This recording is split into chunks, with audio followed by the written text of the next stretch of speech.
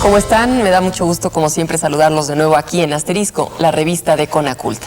Hoy vamos a dedicar nuestro programa a la música. Jorge Luis Borges dijo que la música es una misteriosa forma del tiempo. Octavio Paz, que no es una idea, es un movimiento, sonidos caminando sobre el silencio. Y Rainer María Rilke, que es el idioma donde los idiomas acaban. Defínase como se defina este lenguaje universal, estaremos de acuerdo con Nietzsche en que sin música la vida sería un error. Y los mexicanos no hemos tenido esa omisión, contamos con múltiples manifestaciones musicales y espléndidos creadores. Es por ello que en esta oportunidad dedicaremos nuestro asterisco a la música mexicana del siglo XX. Rendiremos homenaje a Eduardo Mata, uno de sus más reconocidos directores de orquesta, y recordaremos en su centenario a Carlos Chávez y a Silvestre Revueltas. Juan Arturo Brennan recordará a las compositoras destacadas de la música nacional del siglo que finaliza. Platicaremos en el estudio con el compositor Arturo Márquez y tendremos la actuación de un músico virtuoso, Horacio Franco. Comenzamos pues nuestro concierto de gala. Acompáñenos.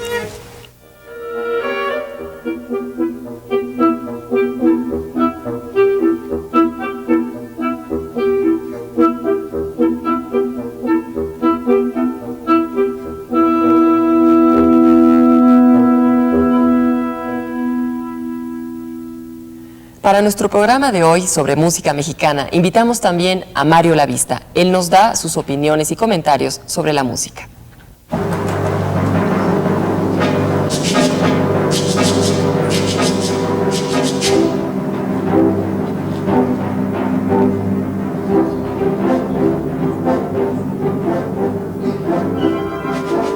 Pienso que la música mexicana es la suma, ha sido la suma en este siglo de muchos rostros, de muchas voces. Es esta unión de rostros y de voces diferentes lo que llamamos la música contemporánea mexicana.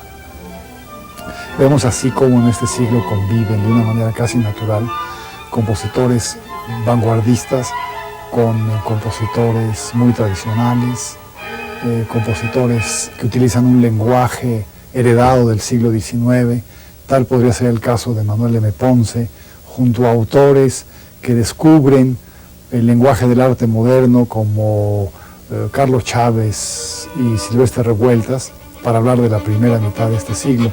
Y en la segunda mitad del siglo vemos en México aparecer toda una serie de movimientos de vanguardia y se fundan laboratorios de música electrónica. En la actualidad hay una generación que trabaja con computadoras para elaborar música. Me gustaría también señalar algo sumamente importante, que el compositor necesita intérpretes para que toquen su música. Y afortunadamente en México hay una brillante generación de intérpretes que son contemporáneos de su música, es decir, intérpretes que les interesa fundamentalmente la música de su tiempo. Han surgido grupos como La Camerata, un grupo de cámara que dirigió durante algún tiempo Eduardo Mata, un quinteto de alientos, el Quinteto de Alientos de la Ciudad de México. Tenemos la formidable labor del Cuarteto Latinoamericano, que dentro de poco cumple 20 años. Ellos han encargado obras a compositores mexicanos y latinoamericanos, y gracias a esta iniciativa hay ahora un repertorio amplísimo de cuarteto de cuerdas. También hay que señalar que junto a la convivencia de compositores de todas las generaciones y la aparición de esta generación de intérpretes, hay un público también, lo cual me parece importante. Es decir, tenemos esos tres factores que a mi juicio son los que forman, los que hacen posible que exista la música, que son el compositor, el intérprete y el oyente. Hay otros hechos muy importantes también que hacen que la música mexicana tenga una goce de muy buena salud. Algo importante puede ser la publicación de libros y la publicación de revistas, que complementa la labor o el trabajo del compositor y del intérprete, porque son lugares donde se puede reflexionar acerca de la música.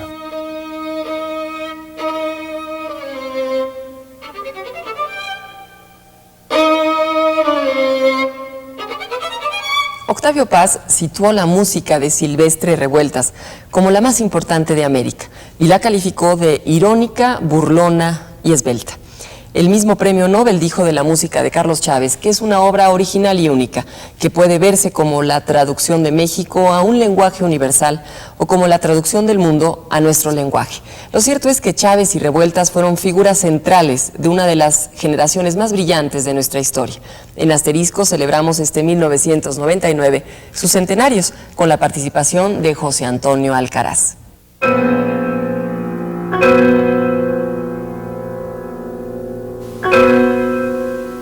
Ahora, en 1999, la memoración del primer centenario del nacimiento de Carlos Chávez y Silvestre Revueltas ha puesto de relieve, con fuerza, la vinculación entre ambos músicos mexicanos, así como, más importantes aún, sus divergencias.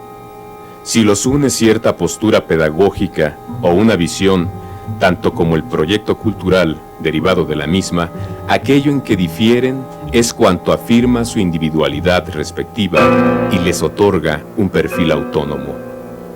Ante la consideración colectiva, ambos, Chávez y Revueltas, entrañan hoy, fundamentalmente, un par de creadores.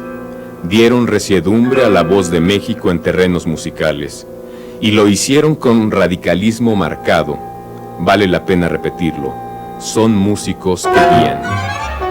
Y sin embargo, cada uno realiza dicha cimentación educativa a su manera. Se trata de realidades complementarias.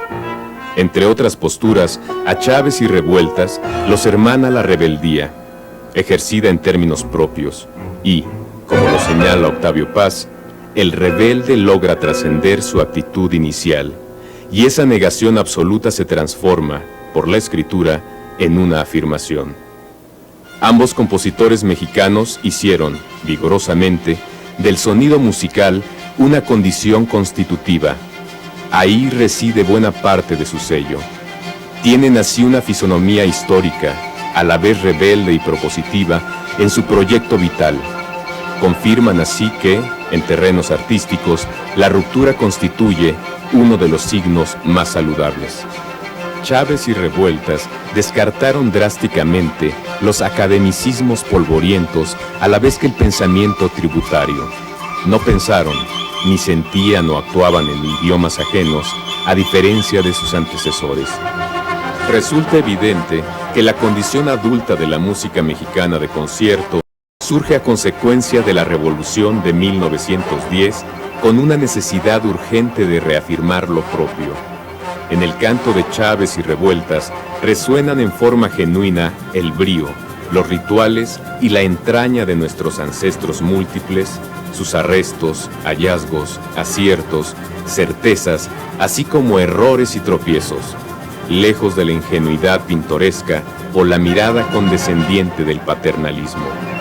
Fundamentales para el arte, la cultura, con idéntica relevancia, resultan el brillo colorido o ternura de Revueltas como la severidad majestuosa, rica en contrastes, de Chávez.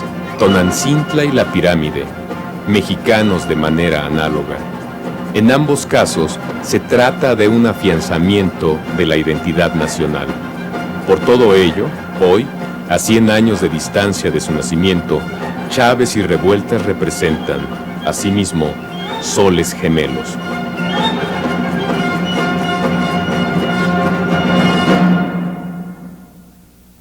Cada compositor representa diferentes búsquedas y opciones. Ello da como resultado, en cada generación, un panorama de pluralidad estética. Conozcamos ahora testimonios de jóvenes compositores mexicanos contemporáneos.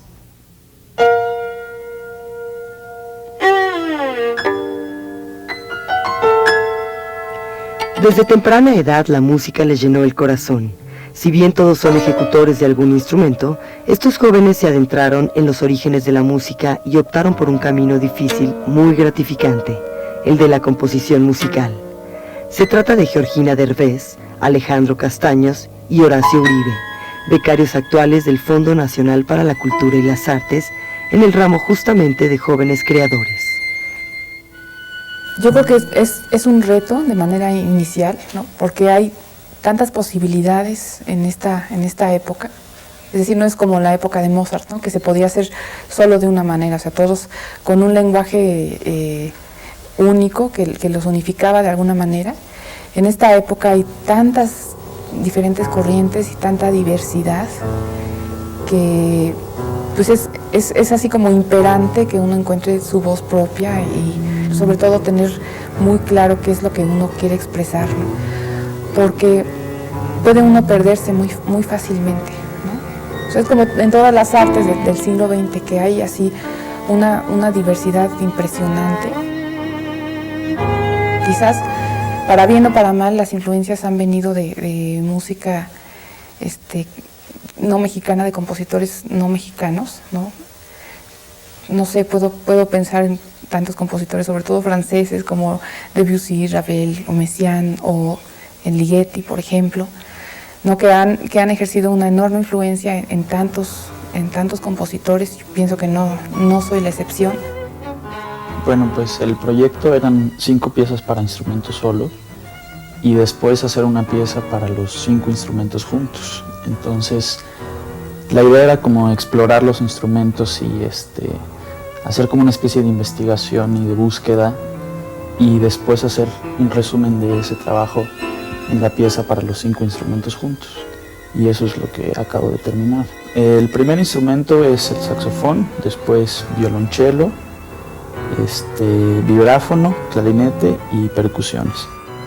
Pues desde niño yo empecé a tocar la guitarra y desde que estaba tocando la guitarra con mis clases y eso, pues me surgía la idea de hacer piececitas chiquitas y cosas así. Sí, es un gusto creo que bastante temprano. Componer significa algo diferente todos los días, ¿no? Muchas veces estás gozando con una idea, haciendo varias cosas interesantes, estás muy contento de que sale. Otras veces pues estás harto de que no sale nada, quieres destrozar la pieza, quieres mandar al diablo todo. La verdad es que es un significado bastante cambiante en el proceso, ¿no? Veo en el país una gran cantidad de jóvenes que están haciendo cosas muy interesantes. Yo creo que más que en otras épocas de la historia de México, hay gente que se ha ido a preparar fuera y que esa gente ha ayudado a que se preparen otras gentes aquí en México. Entonces, yo pienso que vivimos un proceso de evolución muy interesante en México ahorita.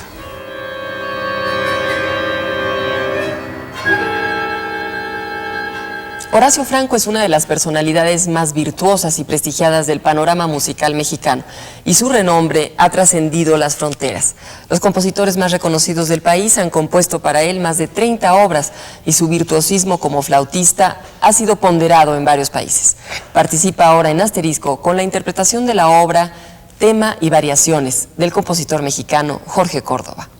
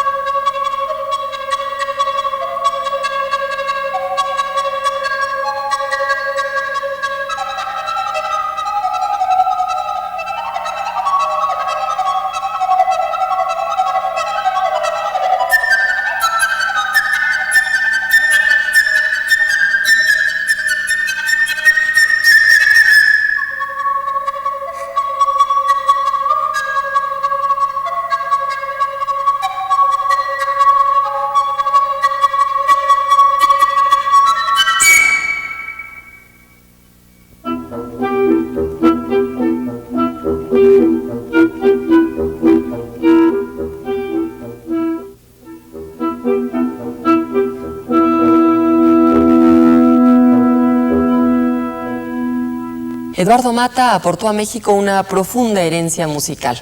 Desde sus inicios como director del Ballet Clásico de México, logró formar a un numeroso público que a través de su batuta se acercó a los grandes compositores clásicos y contemporáneos. En Asterisco lo recordamos con respeto y admiración.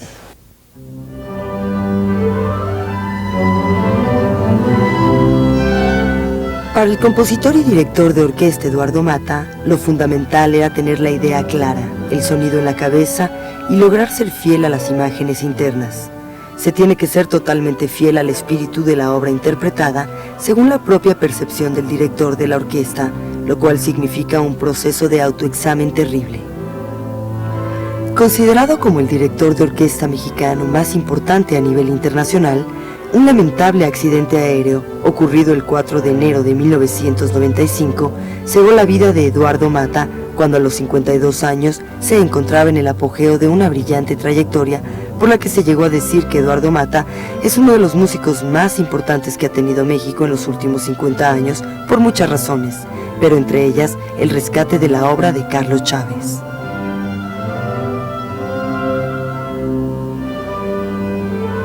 Eduardo Mata nació en la Ciudad de México en 1942. Alumno de Carlos Chávez, Rodolfo Halfter y Julián Orbón, estudió composición en el Conservatorio Nacional de Música. Aunque era menos conocido como compositor que como director de orquesta, legó más de una docena de obras, entre ellas Trío para Vaughan Williams, pieza para clarinete, cello y percusión, compuesta en 1957, Sonata para piano, compuesta en 1960, Improvisaciones para piano de 1961, Aries de 1964 y Sinfonía número 3 para vientos y corno obligado, compuesta en 1966.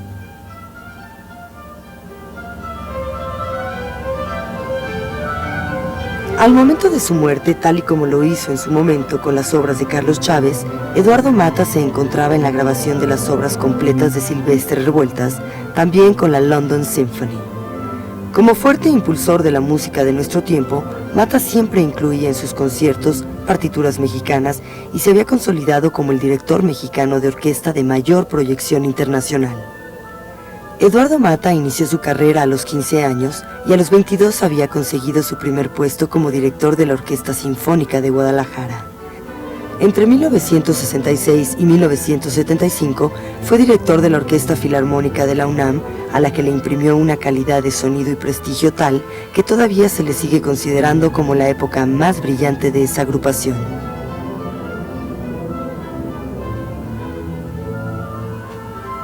Entre sus múltiples actividades fue jefe del Departamento de Música de la UNAM, director musical del Festival Puebla Ciudad Musical, del Festival Casals y director artístico de la Orquesta Sinfónica Nacional. También fue consejero de la Ópera Nacional de México en 1983 y 1985. Su carrera internacional comenzó en 1974, cuando debutó en la Sinfónica de Londres. Poco después, en 1977, fue nombrado director artístico de la Orquesta Sinfónica de Dallas, en la que permaneció hasta 1993, ocupando después el insólito nombramiento de director emérito de por vida de dicha agrupación. Pero su trayectoria abarcó conciertos en todas las latitudes del mundo, de Estados Unidos a Japón, de Europa a Australia, sin olvidar a América Latina. Como director, Eduardo Mata consideraba que la música no existe hasta que suena, o sea, hasta que el intérprete la realiza en el tiempo. La responsabilidad del intérprete se convierte entonces en una forma de creación. Quedan para la posteridad cerca de 4 decenas de discos compactos en los que Eduardo Mata plasmó sus propias necesidades expresivas al dirigir a algunas de las orquestas más importantes del mundo en la interpretación de la música de nuestro siglo, compuesta por Revueltas, Chávez, Orbón, Stravinsky, Shostakovich, Copland, Ravel, Prokofiev, De Falla, Strauss, Gershwin.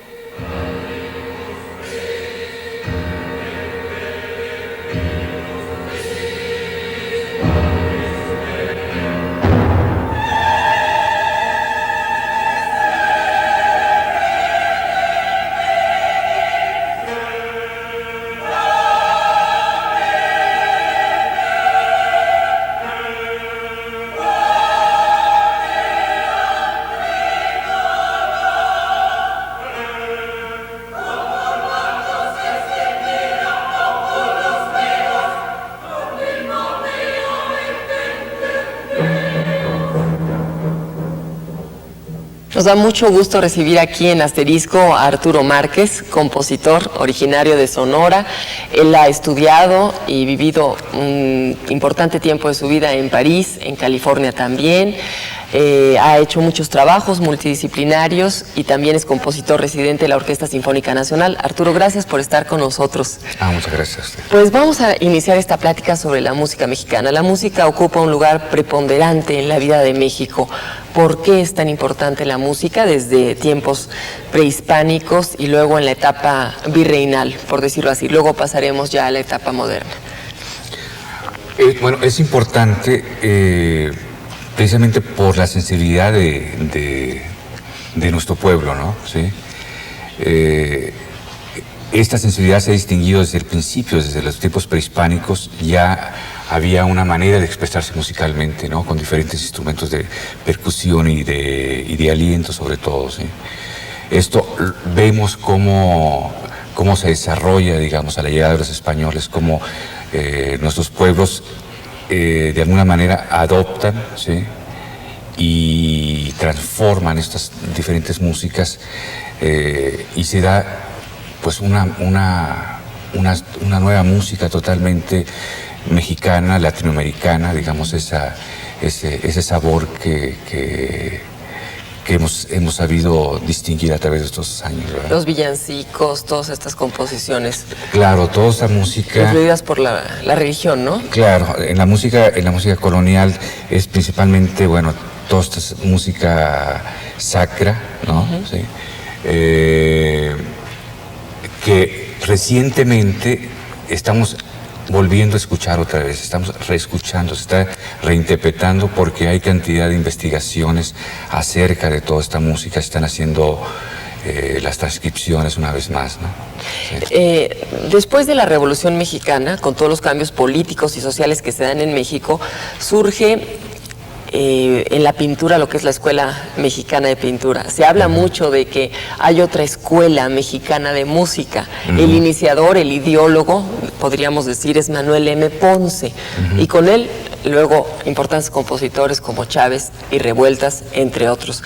¿Cuál es la importancia para el desarrollo de la música mexicana, esa corriente nacionalista?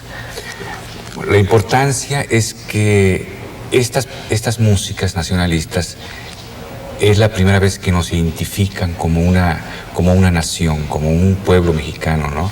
En la música de concierto, ¿no? En la música clásica, como le llaman, ¿no? Efectivamente, Manuel M. Ponce fue uno de los primeros, pero anteriormente, ya en el siglo XIX, ya se empezaban, digamos, a gestar algunas propuestas nacionalistas, ¿sí? Quizá con mucha influencia de la música francesa, pero ya se estaban componiendo jarabes o haciendo composiciones alrededor de la música popular. Y después Manuel M. Ponce y posteriormente, por supuesto, Carlos Chávez y Silvestre Revueltas y Moncayo y Galindo y Ayala, ¿no? Y Contreras, o sea, tanta gente que estuvo, digamos, durante los años 20, 30, 40 sobre todo, haciendo una música que identifica totalmente una sensibilidad mexicana. Precisamente con Ponce surge este interés de hacer de lo popular, de lo indigenista mexicano, algo culto. Se hace una música clásica.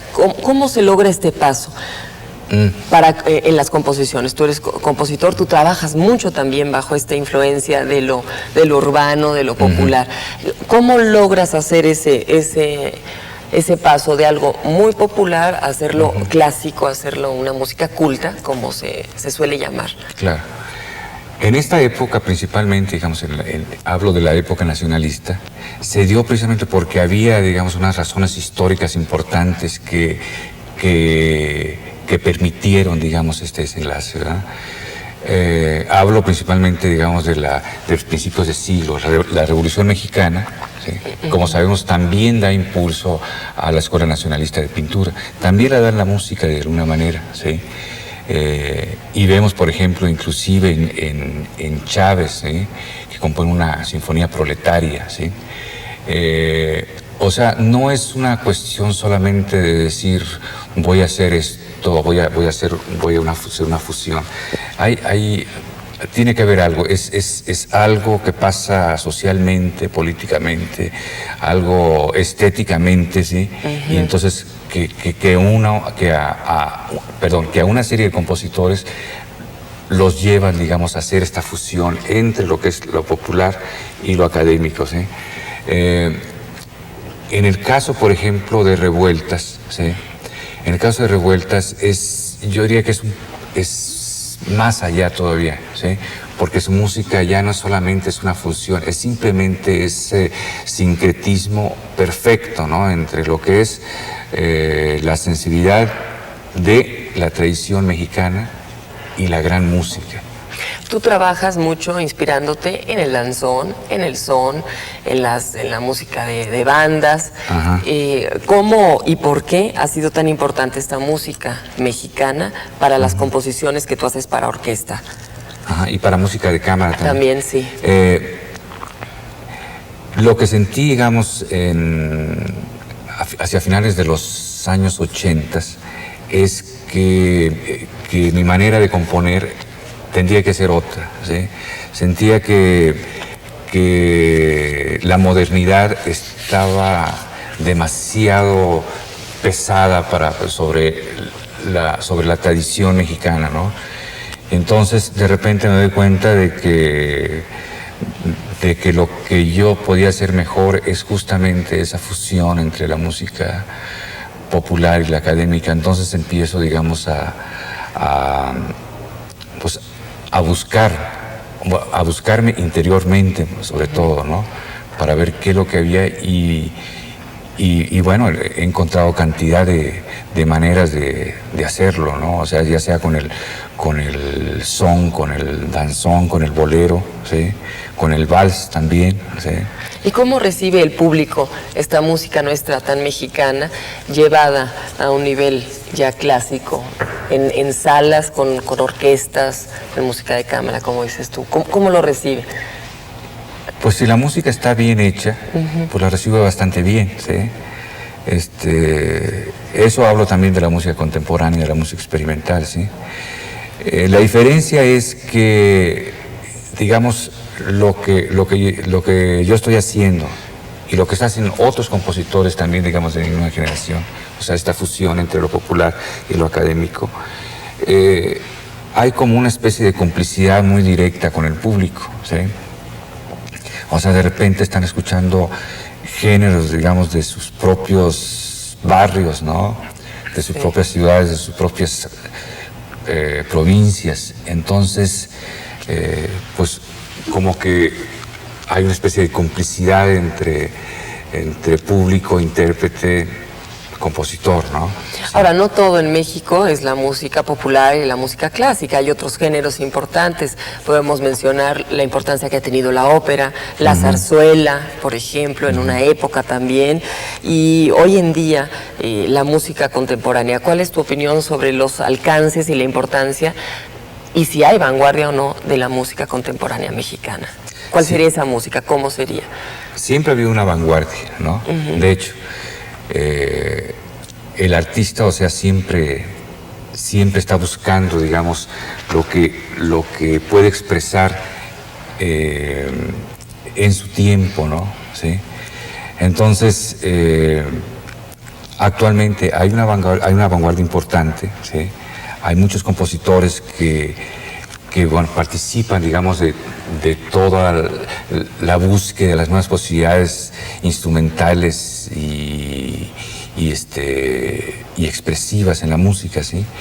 Y hay una tendencia muy importante en México, ¿sí? O sea, de lo que yo te hablaba, por ejemplo, de esta fusión de lo popular con lo académico, este es, digamos, un camino de algunos de nosotros, ¿sí?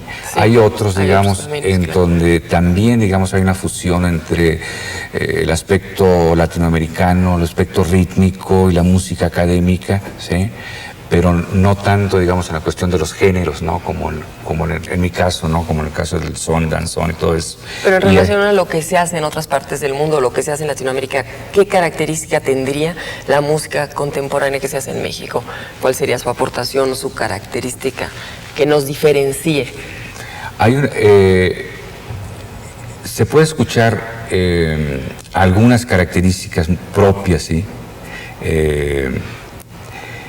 Pero en general, digamos, lo que ha hecho, digamos, o la contribución de la música contemporánea es que hay una especie de universalidad, ¿sí? O sea, entre todos los compositores, ¿sí? O sea, difícilmente se puede o se quiere distinguir de un compositor francés a un argentino, ¿no? ¿Sí? Claro. Entonces, por supuesto que cada compositor, dependiendo de su entorno, va a dictar sus propias reglas, ¿no? ¿Sí? Pero en general la música contemporánea es un universo de posibilidades a la cual todos los compositores de todo el mundo están aportando, ¿no? Sí. Arturo, hoy en día y con los avances de la tecnología, la música también se ha hecho portátil. Podemos escuchar la música con los CDs, en el radio, en fin, no necesitamos ir a una sala. ¿Cuál es la diferencia entre la apreciación y escuchar la música fuera de una sala o en la sala? ¿Qué diferencia habría?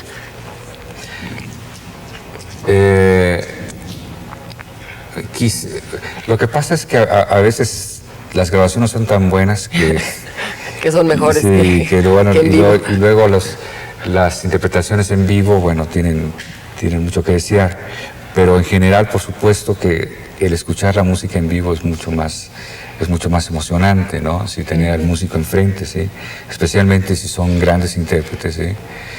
Entonces es lo ideal, ¿no? ¿Y qué diferencia hay entre ser intérprete y ser compositor?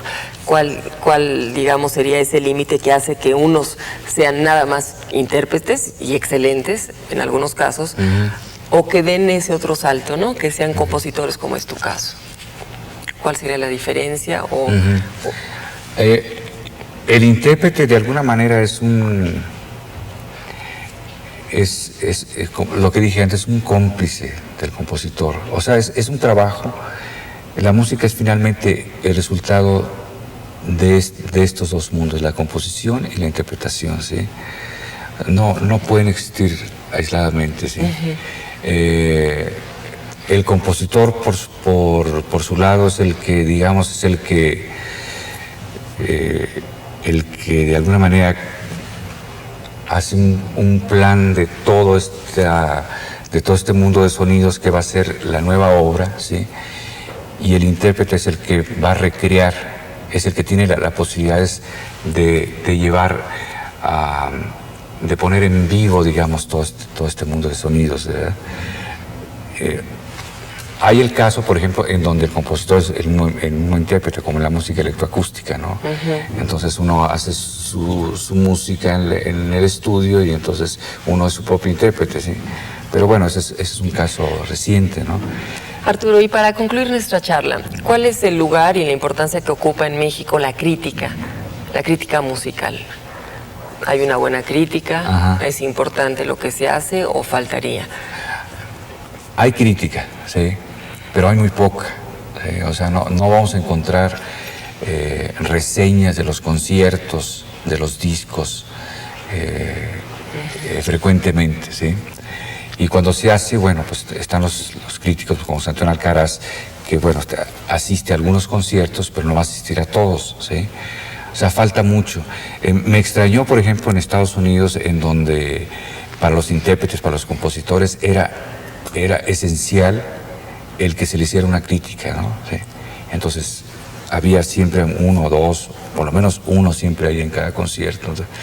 Y en México, pues, eso no sucede. O sea, falta mucho. Faltaría. ¿Es parte de la educación? ¿Es parte del interés, de la difusión de la música? ¿Cuál sería? Es simplemente que pues no ha habido gente interesada o preparada para hacer este tipo de trabajo, ¿no? Bueno, lo bueno es que la música sigue siendo importantísima en México. Ojalá que haya más crítica, porque eso también seguramente favorecerá y alentará mucho el trabajo de los compositores, de los intérpretes, y también invitará al público a que se acerque a la música. Nosotros te invitamos a que sigas con nosotros, Arturo, porque tenemos mucho más sobre la música mexicana aquí en nuestro programa de hoy. Vamos a hacer una pausa y volvemos.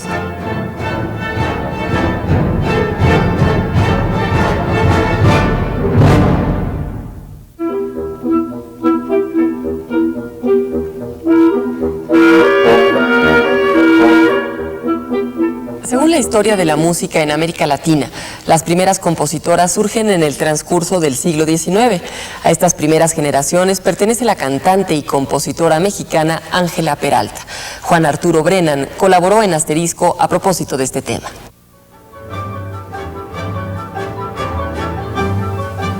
Una revisión, así sea superficial, de la historia de la música de México permite descubrir que hasta antes del primer tercio del siglo XX, la presencia de la mujer mexicana en el campo de la composición era prácticamente inexistente. Si bien es cierto que en el campo de la música popular, las compositoras han tenido una mayor presencia, conjuntada muchas veces con su trabajo simultáneo como intérpretes, las cosas se han desarrollado con mayor lentitud y dificultad en el quehacer de la música de concierto. Basta revisar, por ejemplo, las programaciones de nuestras orquestas y grupos musicales, o las programaciones radiofónicas o los repertorios discográficos producidos en nuestro país, para concluir que falta mucho por hacer en cuanto a la adecuada promoción de la música de las compositoras en México.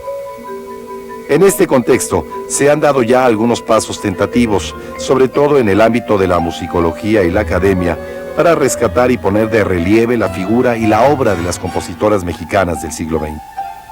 Se trata principalmente de que los melómanos se enteren de que también existe la música de Gloria Tapia, Graciela de Elías, Marta García Renart, Rocío Sanz, Alicia Urreta y Rosa Ngurayev.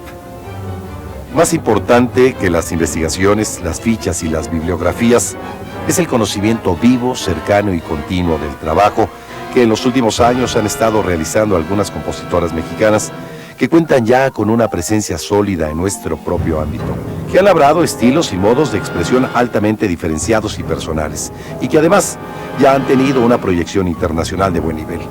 Entre ellas se podría mencionar, por ejemplo, a Ana Lara, Gabriela Ortiz, Lilia Vázquez, Hilda Paredes.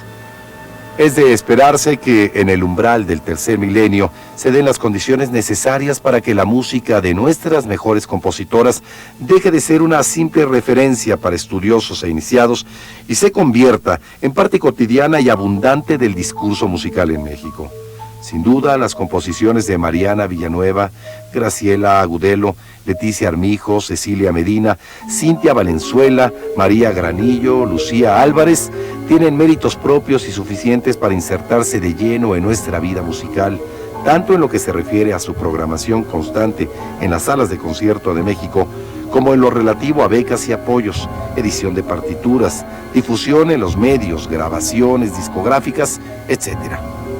En este sentido, cabe mencionar el hecho de que la lucha de las compositoras por acceder al sitio que les corresponde por derecho propio es una lucha que se está llevando a cabo también en otras latitudes y que en algunos países del mundo es una lucha más avanzada y que ha dado mayores frutos que en México.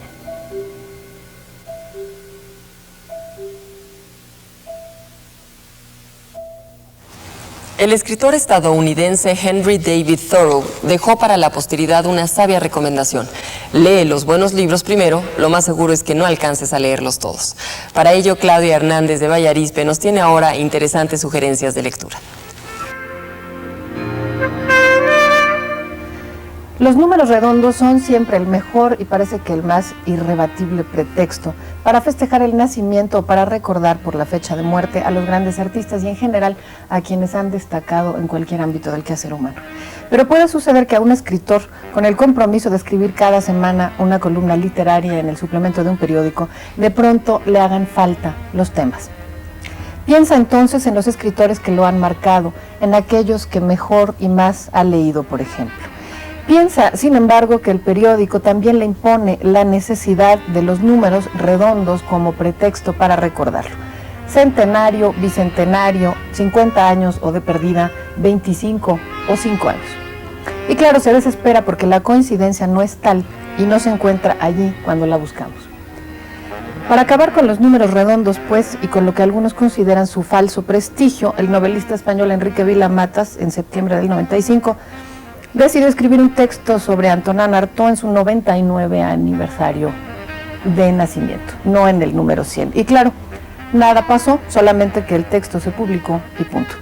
Así, durante 2 años, Vila Matas hizo lo mismo, declarando su odio por los números redondos en la literatura y en la vida, y reunió los textos que hoy conforman este libro que traje hoy conmigo para acabar con los números redondos, publicado por Pretextos hace poco más de un año. Este tipo de libros transita siempre por el elogio, es claro, y a todas luces, para usar un título de Cioran, se trata de ejercicios de admiración. Así abre con las irreverencias y la eficacia mágica del lenguaje de Artaud y cierra con la ironía de Borges. En el corazón del libro, el paisaje moral de Cesare Pavese, la melancolía incurable de Joseph Roth, las aportaciones de Catherine Mansfield al cuento moderno, junto con James Joyce, sin duda 2 figuras importantísimas para el cuento moderno. En este libro están además todos aquellos que Vila Matas, por supuesto, no conoció. Se va casi 500 años atrás con el poeta John Donne, por ejemplo, pero también hay figuras entrañables, tal el caso de Roland Barthes, a quien encuentra en una noche lluviosa en París, poco después de la muerte de otro gran pensador francés, Gilles Deleuze. O también la asistencia a una lectura de Octavio Paz leyendo un poema de William Carlos Williams. Vila Matas recuerda aquí en este libro las consecuencias de haber escuchado a Octavio Paz. Entre otras, debe a ese momento, según confiesa aquí, la escritura de su novela titulada Lejos de Veracruz. En números redondos o cerrados, de los que se permite para los grandes festejos, acaban de pasar, por ejemplo, Goethe, Borges y Hemingway.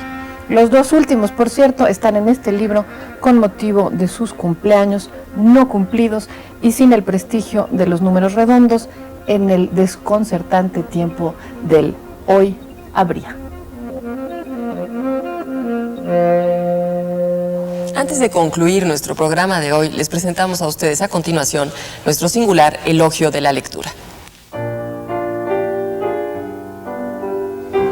Bueno, leo porque me creé desde chiquito un hábito. Desde chico descubrí los libros y realmente leer es una forma de viajar, de tener un espacio privado también y de vivir un poco más a gusto. Otro nivel nos crea un espacio que nos permite contemplar la realidad o estar en ella de una manera diferente. En ese sentido nos cura de la realidad.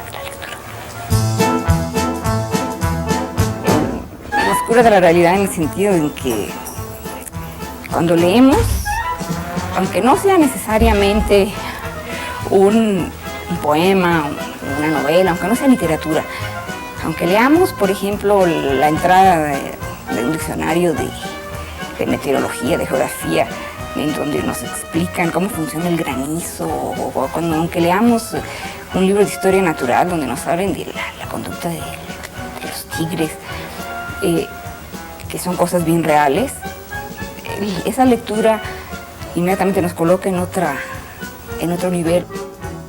Después de descubrir que la lectura me gustaba, pues me dediqué a formarme para leer un poco mejor o transmitirles mi entusiasmo a los demás por la lectura, que es básicamente lo que hago como profesor. Yo hubiera querido recomendar una obra, por lo menos canónica, de nuestra literatura. Pero hablando de leer como placer, inmediatamente se me viene a la cabeza esa novela de aventuras que es Peter Pan. Es una belleza. Y yo experimenté un increíble placer al leerla. Y mi hija también. Es para niños y adultos al mismo tiempo, ¿no? Soy un lector más bien de cosas viejas, clásicas, algunas, otras del siglo XIX. Particularmente ahorita me dedico al siglo XIX. Leer las notas a pie de página, leer los comentarios, leer los comentarios al margen, eso que se llama marginalia, glosas, todo lo que en los libros publicados aparece en el tono humilde de una tipografía menor o al final del libro, a pie de página en el mejor de los casos, y no relegado hasta el final. En esas notas que mucha gente deja como cosa secundaria, se encuentra muchas veces lo más importante, lo más sabroso, lo más placentero de un libro. Pues sobre todo yo creo que por lo que hago, a lo que me dedico, leo muchos comentarios acerca de libros, de los propios escritores, y creo que es una lectura muy enriquecedora en mi caso. Leo pocas novelas, que es, digamos, el libro por excelencia para reflejar el gusto por la lectura. Pero yo creo que también existen toda una serie de textos que sobre todo ahora son muy útiles, y bueno, siempre han sido muy útiles, que son esos comentarios, cartas sobre lo que se lee o lo que pensamos acerca de lo que leemos, ¿no? También estoy leyendo una edición muy bonita y muy cuidada de unas odas de Fray Luis de León, una edición universitaria hecha por la UAM, a cargo de Antonio Alatorre. Alatorre escribe unas notas al final de los poemas y un prólogo al final del libro, también en ese tono, tipografía menor, que son parte importantísima ya para nosotros ahora, en el siglo XX, de la lectura de Fray Luis. Es así como llegamos al final de Asterisco. Agradezco a ustedes el favor de su atención y me despido citando una frase del violinista y director de orquesta Menuhin, recientemente desaparecido. Él dijo: estoy seguro de que la buena música la vida alarga. Los espero yo la próxima semana en una emisión más de Asterisco, junto con todos los compañeros que hacemos posible este programa. Gracias por sus comentarios y sugerencias y hasta la próxima.